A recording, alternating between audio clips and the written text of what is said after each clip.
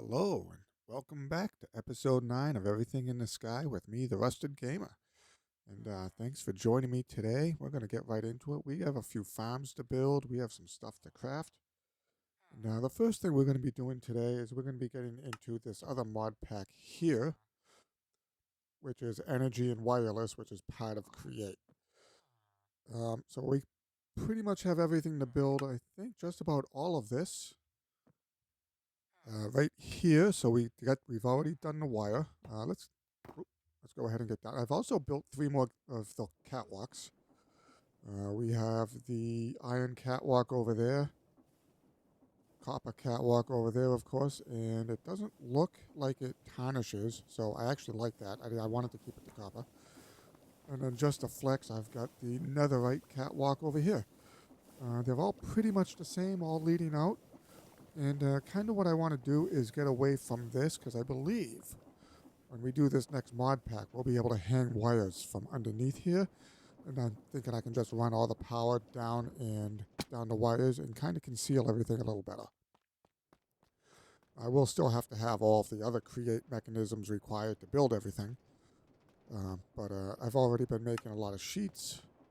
Some of those sheets have gone to copper rods, copper wires, gold rods and wires of the same. Now the idea is going to be to craft this here, the electric motor and the alternator. Now the recipe is pretty close to the same, not much changes between the two of them.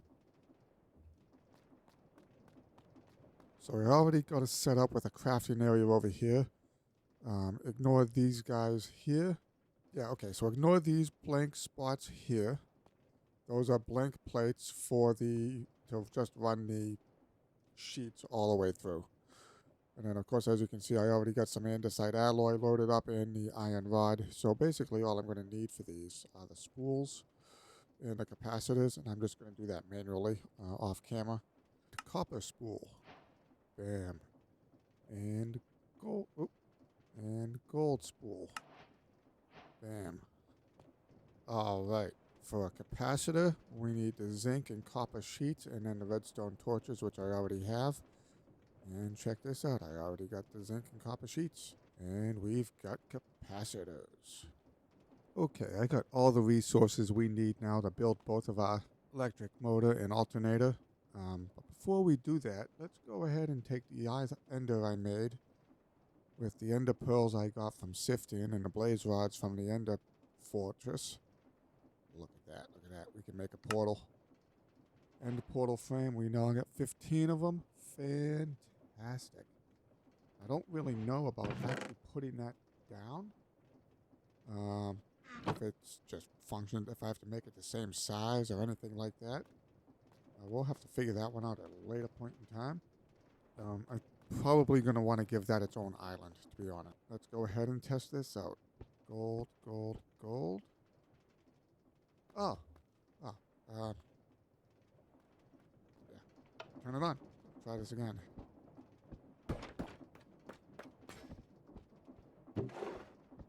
Yes. Yes. Now, should work with gold as well. No. Oh, that's right. The gold requires the other sheets. All right. Let me do some crafting. All right. I used all the iron sheets I had, and I got 10 alternators. But, yep, now we should be able to make the other one. All right. Where did I go wrong? Gold sheets. Oh, it's still copper spool.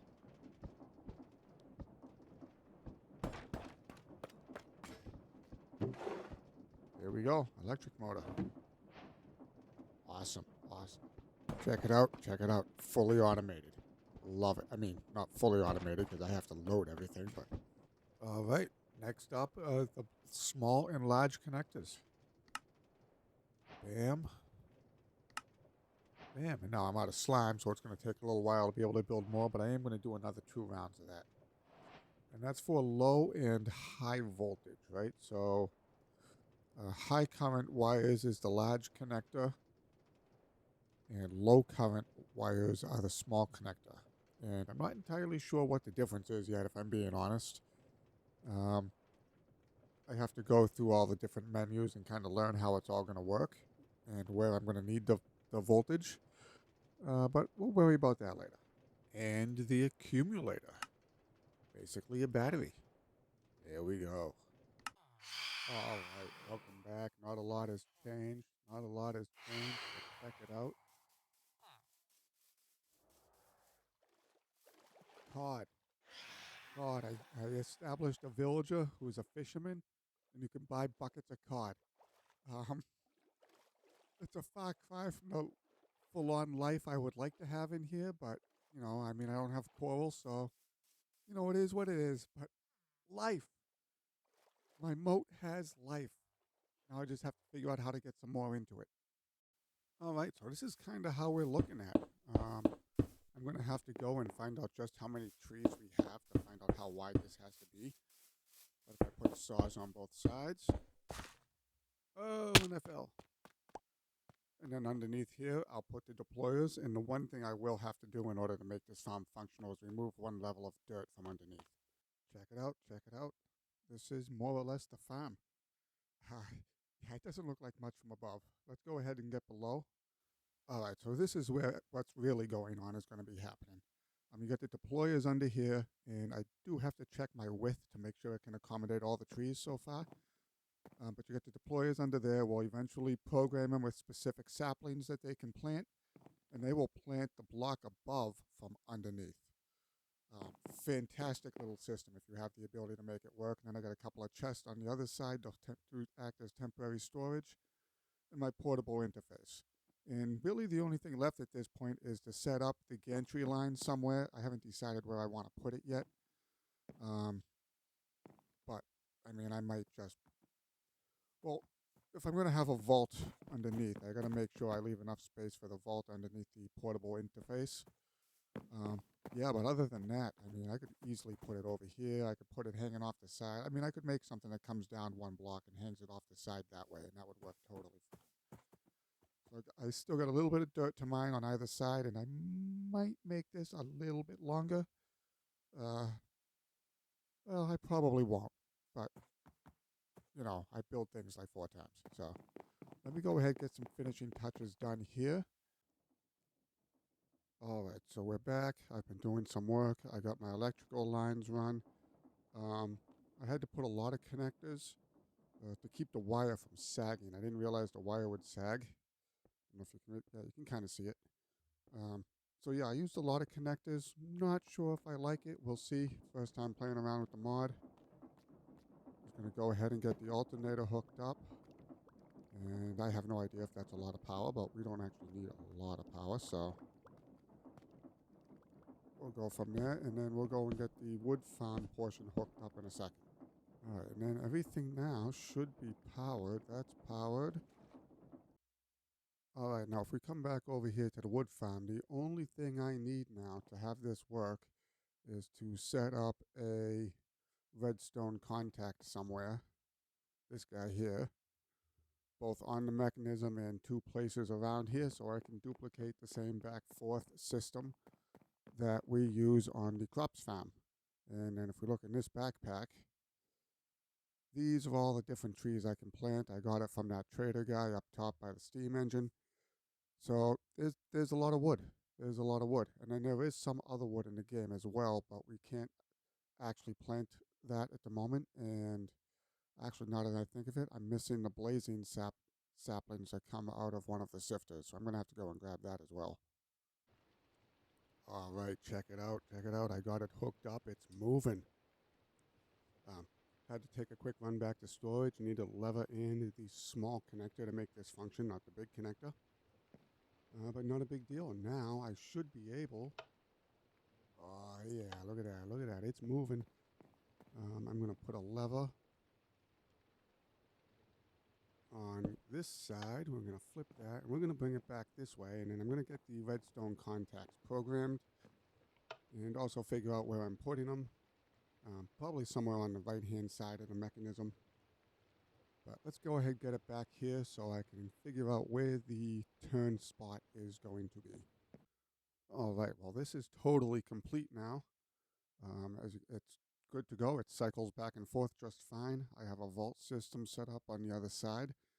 I disconnected one of these smart chutes so that it won't actually draw items right now because I want to make sure it has enough saplings to totally plant itself when I get it going. But yeah, it is pretty much done. Only one problem. I have 13 trees and 12 spaces. So yeah, I just got to add a couple of deployers and easy and quick modification. No problem there. And I'm going to have to go through and open up a little bit more of the dirt on the sides. But again, not a big problem. All right, it's done. It's set. It's loaded. It's programmed. Let's turn it on. Ready? Oh, that's awesome, isn't it? Oh, man, rather colorful. Unexpectedly colorful. Okay. Ooh, look. I'm missing a line of saws. I'm going to need to add another line of saws on one side. All right, not a big deal. Not a big deal. Nice to see it's working, and I'm going to move some torches. All right, it took me literally under 2 minutes to do that fix, and look how fast everything has grown. Go ahead, we'll turn everything back on. Saw's going to go, and it's time for it to just kind of start cutting everything down. And it should, yep, there we go. Turn around. Perfect.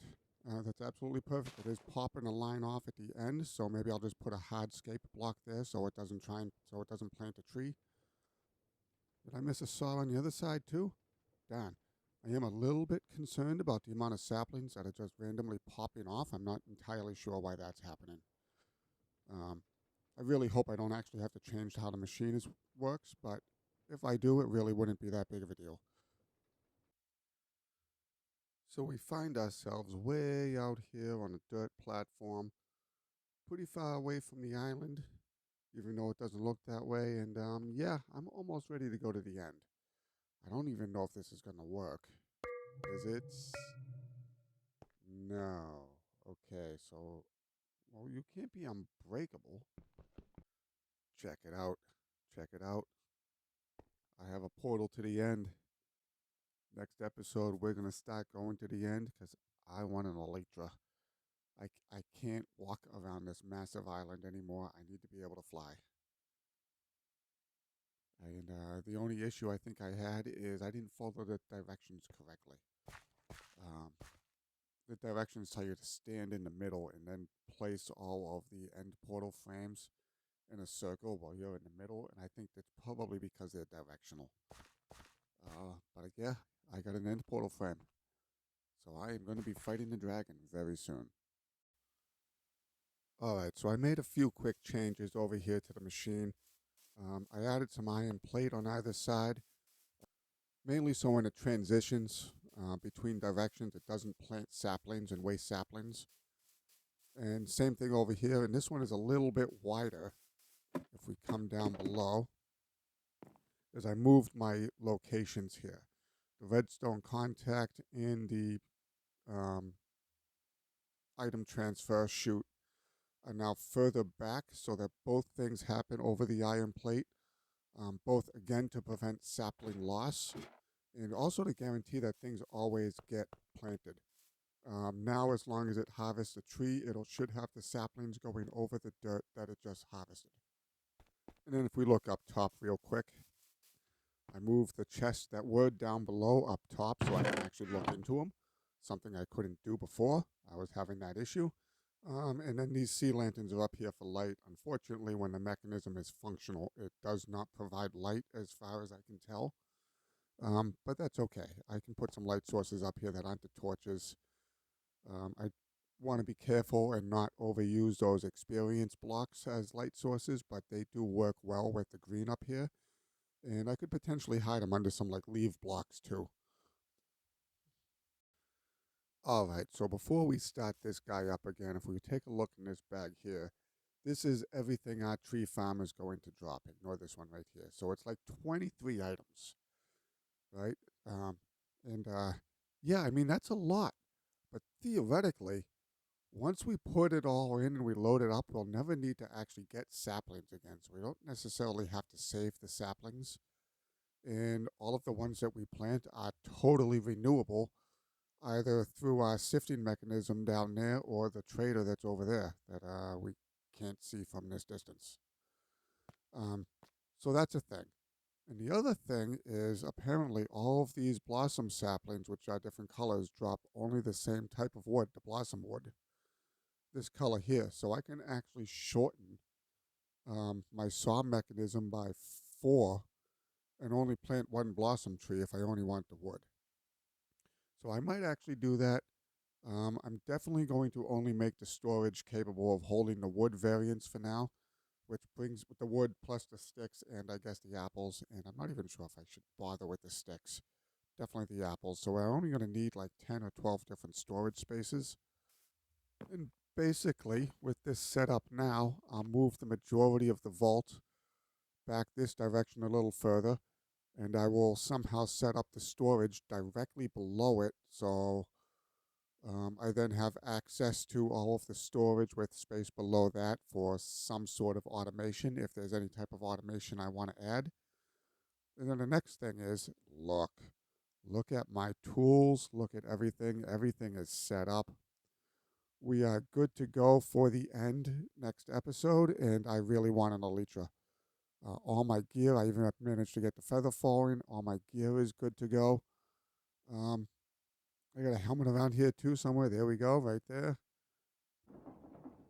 All right, I whipped up a quick new module. This will hopefully create me some andesite alloy because I am just about out. And this is just the crafting grid here. It's just a 4x4. These ones here on the outside are blanked off and just used to link in. And basically on this side, what I'm hoping is if I put iron blocks in here, that'll come down, turn into ingots, come down, turn into nuggets, and then get fed into the exterior portion of the grid. And we can try that right now. Oh yeah, it's working. It's working. Oh, awesome, awesome. And if we come over here, I have 2 mechanical extruders. One there and one here. I'm hoping one will make cobblestone, one will make diorite. They will drop into these smart chutes, which will load into this mechanical crafter here.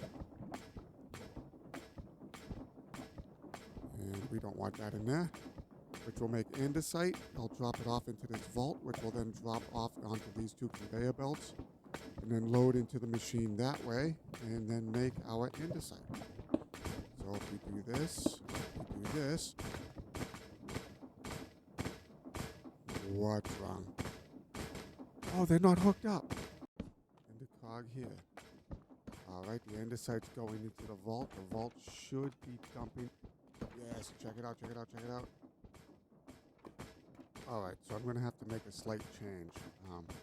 Because the diorite funnel is spitting out the way it is, it seems to be messing up the smart chute funnel for the mechanical extruder over here, and as you can see, it's not actually unloading. So I guess I'll change the side that's onto over here. I think I can do that. Not a big deal. Alright, I think we finally got it after a few different attempts. Looks like we got everything flowing in correctly. Go ahead, drop into spectator mode. We've got our cobblestone there. Good. We've got our diorite there. Good. Everything is going properly. And we've got our conveyor belt of andesite. Fantastic.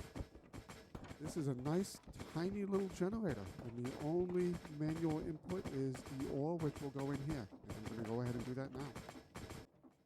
Alright, so I just built one quick module right here. And the idea is going to be that I take this disenchanter and I pump these experience orbs into it. It's going to turn it into liquid experience, which will flood into the vault for now. And then the other half of that will be I'll come over here. I'll flip this switch when I need to, and I can just dump myself experience. Alright, I had to do a slight redesign, but this works now. You can see the experience goes in, and let's see if this works. Guys, awesome. Whoa, look, I just gave myself 58 levels of experience. That's pretty awesome, too. That'll definitely take care of all of our mending-related issues now. I'm going to go ahead and dump a bunch more blocks in, see how much more... Oh, look. Ready? I can also do this. suck the XP out of me by standing on a table. Well, I think that's where we're going to call it an episode for today. Definitely next episode we are going to the end. I'm pretty excited about that. Not actually sure what the end is going to look like. I mean, if there's going to be a dragon fight, I would have to believe that that main island is going to have to still be there. You can't spawn me in with one block, right? After that, I'm not really sure.